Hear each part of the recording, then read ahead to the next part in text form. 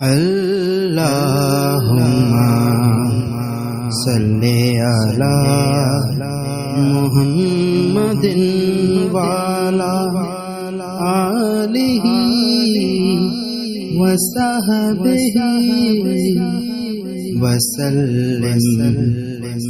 جب کبھی تم کسی مشکل میں گھرو، کوئی پریشانی لاحق ہو، کوئی راستہ نظر نہ آ رہا ہو، تو اس طرح مانگو جیسے اصحاب کہف، ربنا آتنا من لدنک رحمتا وہیئ لنا من امرنا رشدا، یہ مانگو۔ تو ایسے ہماری قدرت کے معجزے تمہیں نظر آئیں گے اگر تم نے ڈھنگ سے مانگا، اگر تم نے اہتمام سے مانگا، سوچ سمجھ کر مانگا، تو پھر ایسے تمہیں ہماری قدرت کے اور رحمت کے ایسے معجزے نظر آئیں گے جو تمہیں عجیب لگیں گے، لیکن ہمارے لیے کوئی عجیب، جو کوئی مشکل پیش یہ مانگو۔ اب آج کل لوگ کہتے ہیں کہ بھئی اس دور کے اندر دین کے اوپر مکمل عمل کرنا جو ہے بڑا مشکل ہو گیا، ماحول خراب ہے، چاروں طرف فسق و فجور کی آگ بھڑکی ہوئی ہے، طوفان گرم ہے، جھوٹ کا، غیبت کا، بہتانوں کا، اور لوگوں کو ایذا پہنچانے کا، اور عریانی کا، فحاشی کا، بد نظری کا طوفان ہے۔ اب لوگ کہتے ہیں کہ بھئی ہم کیسے بچیں اس سے۔ بعض لوگ کہتے ہیں کہ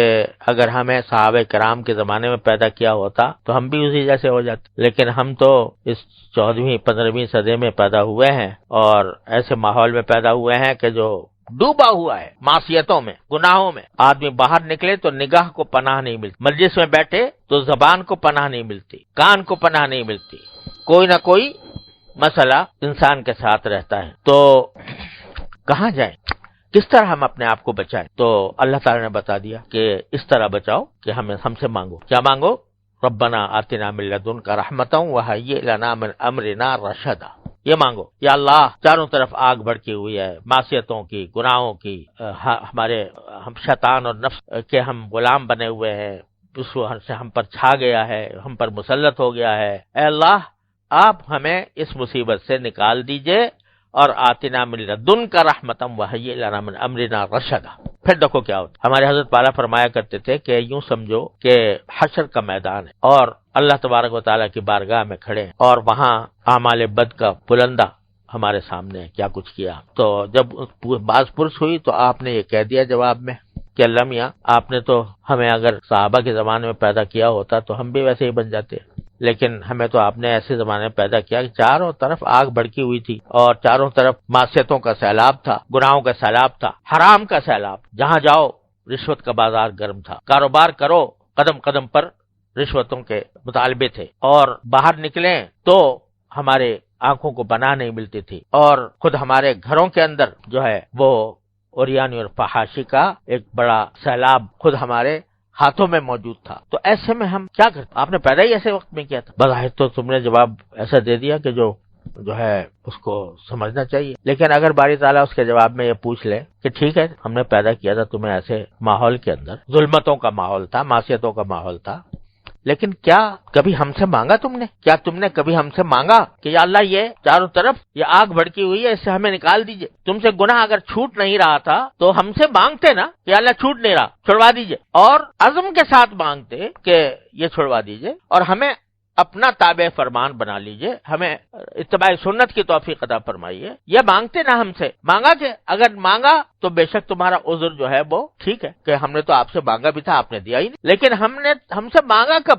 اگر مانگتے اور اگر ہم نہ بھی دیتے تو تمہارے لیے ایک عذر تھا، تمہیں پھر بھی ہم جنت میں داخل کر دیں، لیکن جب تم نے ہم سے مانگا ہی نہیں، جبکہ ہم بار بار کہہ رہے تھے کہ ان اللہ علی کل شیء قدیر، ان اللہ علی کل شیء قدیر، کوئی چیز ہم سے بعید نہیں تھی، کوئی چیز ہم سے عجیب نہیں تھی، اور پھر بھی تم نے ہم سے نہیں مانگا، تو بتاؤ اس کا کیا جواب ہے؟ تو اس سے معلوم ہوا کہ آدمی اگر کوئی گناہ چھوڑ نہیں پا رہا ہے، اپنے آپ کو مجبور سمجھ رہا ہے، مجبور حقیقت نہیں ہوتا لیکن نفس اس کو مجبور قرار دیتا ہے، تو کم از کم اللہ تبارک و تعالیٰ سے یہ مانگتا تو رہے کہ ربنا آتنا من لدنک رحمتا وہیئ لنا من امرنا رشدا۔ یہ تو ورد زبان ہونا چاہیے، یہ تو قدم قدم پر آدمی کو مانگنا چاہیے کہ مجھے راستہ دے دیجیے، خود نکال دیجیے، آپ کوئی راستہ اپنے پاس سے نکال دیجیے۔ تو اگر کوئی بندہ یہ کرے تو کم از کم وہ ایسا ہوگا کہ اس کو اپنے کیے پر ندامت بھی ہو رہی ہے، شرمندگی بھی ہو رہی ہے، چھوڑنا بھی چاہ رہا ہے، لیکن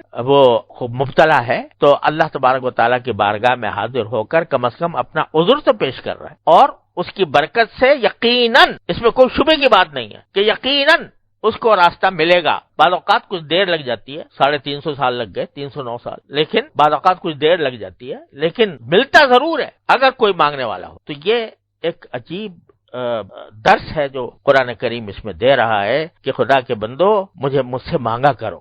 مانگنا بڑی عجیب، اور اللہ تعالیٰ نے یہ ایسا رکھا ہے، قرآن شریف اگر پڑھو تو یہ شرط ہے کہ بھئی وضو کے ساتھ ہاتھ لگاؤ، بغیر وضو کے قرآن شریف کو ہاتھ نہیں لگا سکتے، جنابت کی حالت میں پڑھ بھی نہیں سکتے، اگر حالت جنابت ہے یا عورتیں اپنی خاص حیض کی حالت میں ہیں تو تلاوت نہیں کر سکتی قرآن کریم۔ لیکن دعا ایسی چیز ہے، اس کے لیے کوئی شرط نہیں، نہ وضو شرط، نہ طہارت صغرا شرط، نہ طہارت کبرا شرط، نہ کوئی ایسی بات کہ جو آدمی کے میلا کچالا بیٹھا ہے اور کپڑے بھی اتارے ہوئے ہیں، یعنی اوپر کے جس کے ذریعے دوسروں کے سامنے نہیں جا سکتا، ایسا بنیان پہنے پڑا ہوا ہے، بنیان اور لنگی پہنے ہوئے، اس میں نماز پڑھنا تو مکروہ ہے، اور اس حالت میں قرآن کریم کی تلاوت بھی کراہت سے خالی نہیں۔ لیکن دعا ایسی چیز ہے، کہتے ہیں مانگو، چلو تم ننگے صحیح، تم کسی حالت میں صحیح دعا مانگ لو، اس کا راستہ کھلا ہوا ہے، چوپٹ۔ لہذا وہ ایسی چیز ہے کہ بندہ اس کو پلے باندھے اور ایسا کچھ بن جائے کہ ہر وقت اللہ تعالیٰ سے کچھ نہ کچھ مانگ رہا ہو، چاہے دل ہی دل میں جو مسئلہ پیدا ہو گیا اس کو مانگ لے اللہ میں سے، چھوٹا ہو گیا بڑا ہو۔ حدیث میں رسول کریم صلی اللہ علیہ وسلم نے ارشاد فرمایا کہ اگر تمہارے جوتے کا تسمہ بھی ٹوٹ جائے تو اللہ سے مانگو۔ یہ کیا بات ہوئی؟ تسمہ ٹوٹ گیا تو موچی کے پاس جائیں، اسے ٹھیک کرائیں، کہتے وہاں بعد میں جانا، پہلے اللہ سے مانگ لینا، اللہ سے مانگ لینا۔ یہ اللہ کے ساتھ تعلق پیدا کرنے کا، اس کو مضبوط کرنے کا، اس سے زیادہ قریب کا راستہ کوئی اور نہیں ہے جتنا اس سے مانگے۔ حضرت ثانوی رحمۃ اللہ علیہ فرماتے ہیں کہ کم از کم ایسے تو ہو جاؤ کہ جیسے ایک بچہ ہوتا ہے، وہ اس کے لیے جو کچھ ہے کائنات اس کی ماں ہے، تو جہاں کوئی مسئلہ پیش آیا فوراً امی کے پکارے گا۔ کوئی باہر کھیل رہا ہے اور کسی بچے نے ستا دیا تو وہیں سے امی کر کے پکارے گا، حالانکہ پتا ہے کہ وہاں امی ہے نہیں بیچاری، وہ گھر میں کہیں مصروف ہے، لیکن پکارے گا امی۔ تو حضرت فرماتے ہیں کم از کم ایسے تو بن جاؤ جیسے ایک بچہ اپنے ماں کے ساتھ تعلق رکھتا ہے کہ جو کوئی مسئلہ پیش آئے، چھوٹا ہو یا بڑا ہو، وہ اس سے اللہ تعالیٰ سے مانگنے کی عادت ڈالو، کہ ہر وقت کچھ نہ کچھ اللہ تعالیٰ سے مانگ رہے ہو۔ اور خاص طور پر بہت سے کام ایسے ہوتے ہیں گناہ کے کہ اچھا خاصا نمازی آدمی ہے، روزے دار ہے، متشرع ہے، اور نماز باجماعت کا پابند ہے، سبھی کچھ ہے، لیکن کسی ایک خفیہ گناہ میں اس طرح مبتلا ہے کہ اس سے راہی نہیں ہو رہی، جانتا ہے کہ گناہ کر رہا ہوں اور پھر بھی وہ گناہ میں مبتلا ہے، چھوٹتا نہیں۔ کیا کرے؟ کم سے کم اتنا تو کرے کہ یہ مانگے ربنا آتنا من لدنک رحمتا وہیئ لنا من امرنا رشدا، یا اللہ مجھ سے چھڑوا دی، اللہ میں ہمارے حضرت فرمایا کرتے ہیں اللہ میاں سے اس طرح باتیں کیا کرو کہ اللہ یا تو چھڑوا دیجئے ورنہ میری پکڑ نہ کیجیے، میں نے آپ کے حوالے کر دیا اپنے آپ، یا چھڑوا دیجئے یا میری پکڑ نہ کی۔ تو یہ جب بندہ اتنا ربط پیدا کر لیتا ہے، تو جب باری تعالیٰ یہ دیکھتے ہیں کہ یہ بندہ بیچارہ تھا تو یعنی اپنی حد تک کوشش کر رہا تھا، لیکن نفس اس کے اوپر غالب آ گیا تھا، شیطان اس پر غالب آ گیا تھا، اس نے جو ہے اس کو مجبور کر رکھا تھا، لیکن ساتھ ہی ہمارے سے لگاؤ ضرور تھا، ہم سے تعلق تھا، ہم سے مانگتا تھا، تو اس کو محروم نہیں فرمائیں گے۔ حدیث میں واقعہ بیان فرمایا نبی کریم صلی اللہ علیہ وسلم نے کہ ایک شخص تھا، کفن چور تھا، کفن چور، اس سے زیادہ رذیل پیشہ شاید ہی کوئی ہو، کہ قبریں کھود کے مردوں کے کفن نکالتا تھا اور بیچا کرتا تھا۔ جب اس کے مرنے کا وقت آیا تو اس نے اپنے بیٹوں کو وصیت کی کہ دیکھو بیٹا، اگر ایسا کرنا کہ جب میں مر جاؤں تو میرے پہلے تو لاش کو آگ لگا کے جو اس کی راکھ بچے، راکھ ہو، اس راکھ کو ذرا محفوظ رکھنا یہاں تک کہ کوئی ایسا وقت آئے جس میں آندھی چل رہی ہو، بہت تیز ہوا چل رہی ہو، اس وقت لے جا کے میری اس راکھ کو سمندر کے پاس اڑا دینا کہ اس کے ذرے سارے دریا میں، سمندر میں بکھر جائے۔ کیوں بکھر جائے؟ کیونکہ اگر اللہ میں نے مجھے کہیں پکڑ لیا تو میرا کچھ ٹھکانہ نہیں ہوگا، اگر اللہ میاں کا بس چل گیا مجھ پر تو میرا کچھ ٹھکانہ نہیں ہوگا، لہذا ذرے کہیں پھینک دو کہیں سمندر میں، اس طرح کے وہ جمع نہ ہو سکے۔ اب بیوقوفی کی بات تھی پتہ ہے کہ بھائی اللہ میاں کیا وہ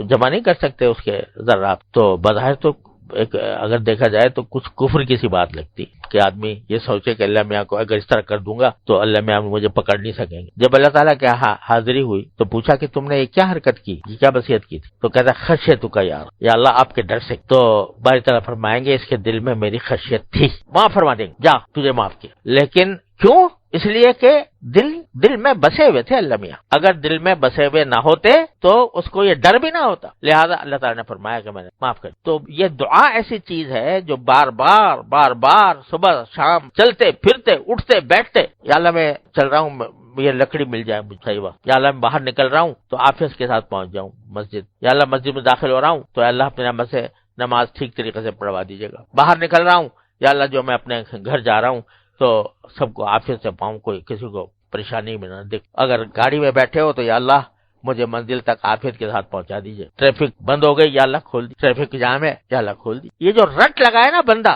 دعاؤں کی, جتنا رٹ لگائے گا اتنا ہی اللہ تعالیٰ کے ساتھ تعلق مضبوط ہوگا, اور یہ تعلق کا مضبوط ہونا ہی سب سے بڑی کام. تو بھائی جب بھی کہیں مشکل میں گھرو, چاہے وہ مشکل دنیاوی ہو یا دینی ہو, اس آیت کو اور اس دعا کو حرز جان بنا. ربنا آتنا من لدنک رحمتا وہیئ لنا من امرنا رشد. اس لیے بتایا یہ قصہ سارا اللہ تبارک و تعالی. تو اللہ تعالیٰ اپنے فضل و کرم سے ہمیں توفیق عطا فرمائے. مانگتے رہنے کی, مانگتے بن جاؤ اللہ تعالیٰ, ہر وقت کچھ نہ کچھ مانگتے رہو. پھر دیکھو کیا ہوتا ہے. ہو نہیں سکتا کہ پھر اللہ تعالیٰ ایسے آدمی کو مردود کر, ایسے آدمی کو جہنم کا ایندھن بنائے, جو ہر وقت اللہ تبارک و تعالیٰ سے رابطہ رکھے ہوئے ہے, ہر وقت اس سے تعلق رکھے ہوئے ہے, ہر وقت اس سے جو ہے ہر وقت اس سے باتیں کر رہا ہے. تو انشاءاللہ کبھی اللہ تعالیٰ مایوس نہیں کریں. اللہ تبارک و تعالیٰ ہم سب کو اس کی توفیق عطا فرمائے. اللہم صلی علی محمد وعلی آلہ وصحبہ وسلم.